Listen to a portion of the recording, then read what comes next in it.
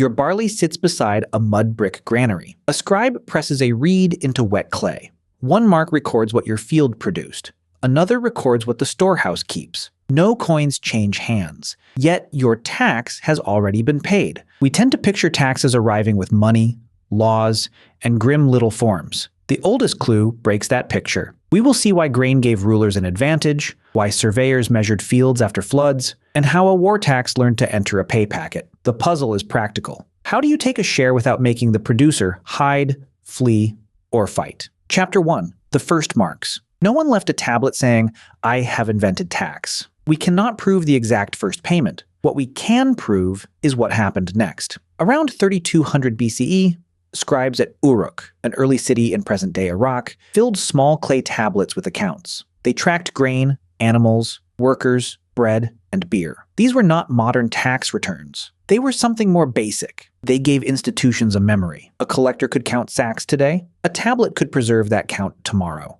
It could show what entered a storehouse and what left as rations. Power no longer depended on one official remembering one farmer. By around 2100 BCE, the kingdom historians call III ran a much larger system. Provinces delivered animals and other goods on schedules. People also owed corvée. That meant days of work instead of goods. A household might send barley. It might send someone to dig a canal. The state could turn both into soldiers, walls, temples, and more irrigation. This is the first answer. Tax began before coins as a measured claim on goods and time, but choosing what to claim created the next problem. Chapter 2. The harvest trap. Why did so many early systems circle around grain? Because grain is unusually easy to catch. It grows in fixed fields. It ripens on a schedule. It can be divided into sacks and stored for years. A collector knows when to arrive. A root crop can wait underground. A herd can walk beyond the horizon. Grain stands in public and announces collection day. A recent study tracing hundreds of cultures found the same pattern across long periods. Grain farming tended to appear before taxation. Taxation strongly tracked the later arrival of writing. That does not mean grain automatically created government. It means grain solved a collector's problem. It made part of a family's work visible, countable, and movable. It also sharpened the trap. Take too little and the granary cannot feed workers. Take too much and farmers hide sacks or abandon fields. Demand the same amount after a bad harvest and hunger can become revolt.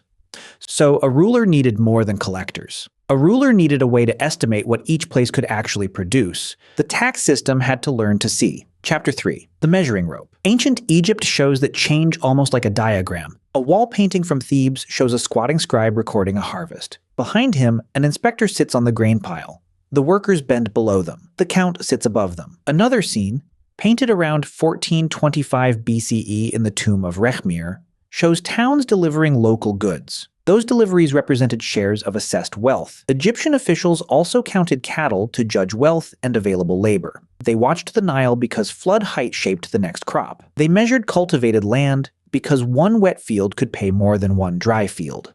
A later Egyptian tax receipt makes the method wonderfully plain.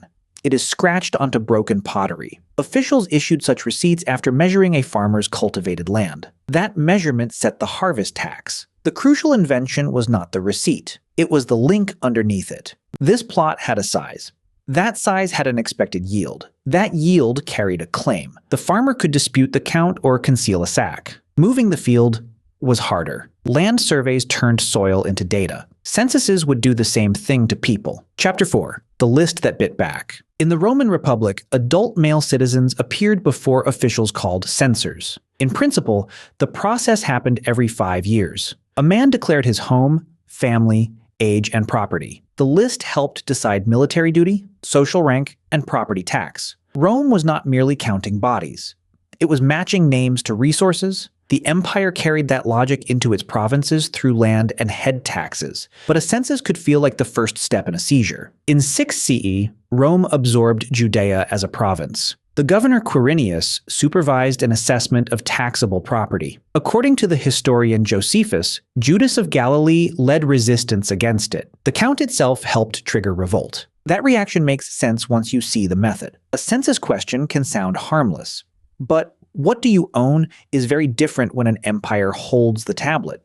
So rulers could see fields, herds, and households, they still had not solved cheap collection across great distances. Rome's answer looked efficient.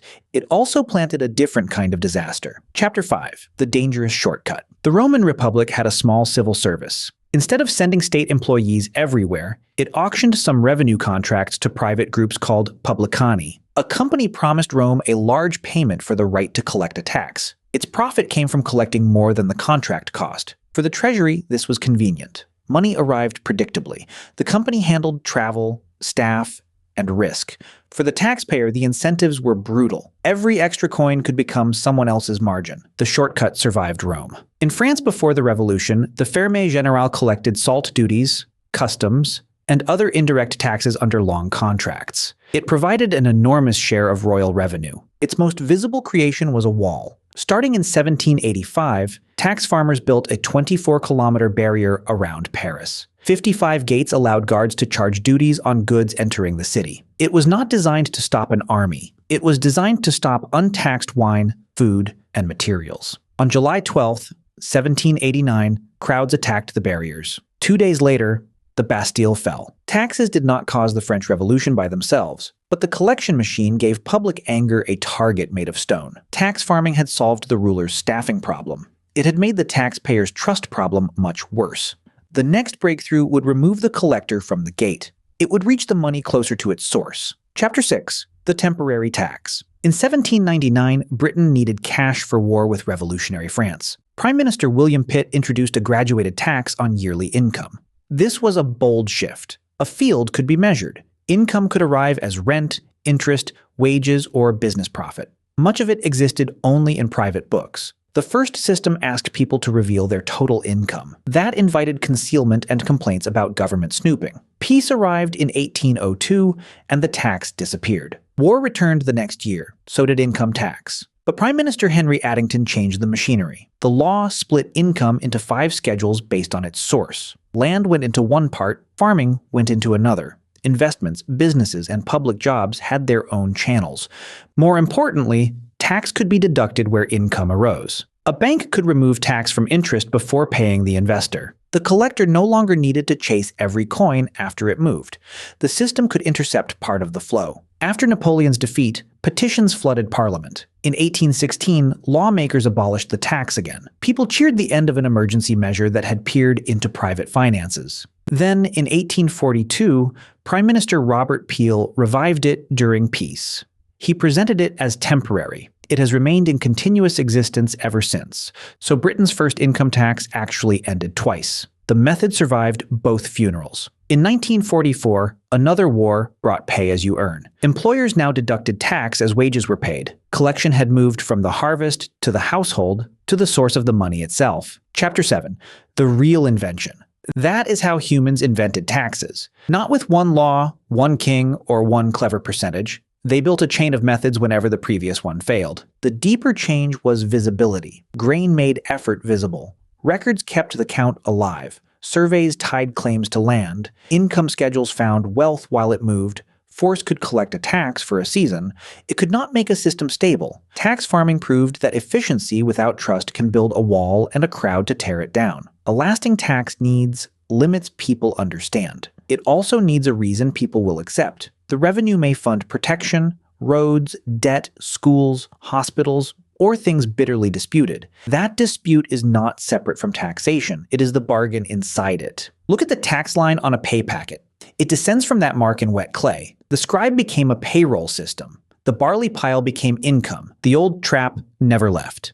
Take too much and people hide, leave, or fight. Take nothing and shared power runs dry. The barley pile became a payslip, but the problem stayed the same. Tax is where a state's power meets a person's patience.